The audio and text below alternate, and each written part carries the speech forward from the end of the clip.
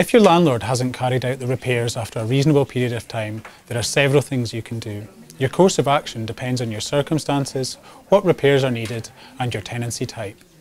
If you feel reasonably secure in your tenancy and don't want to move out, you may be able to force your landlord to carry out the repairs. Firstly, write to your landlord to warn them you will be taking further steps. Download a sample letter or create a letter on our website to send to your landlord.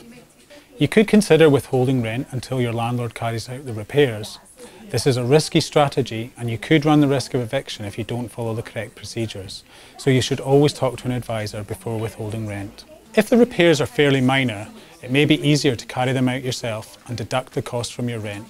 However, you must get your landlord's agreement before doing so. If your landlord is refusing to carry out a repair, you can apply to the First Tier Tribunal for Scotland. The tribunal can order your landlord to carry out the repairs or make a rent relief order to reduce your rent if they don't. For more information about getting repairs done, visit the website. And if someone you know needs this advice, pass it on.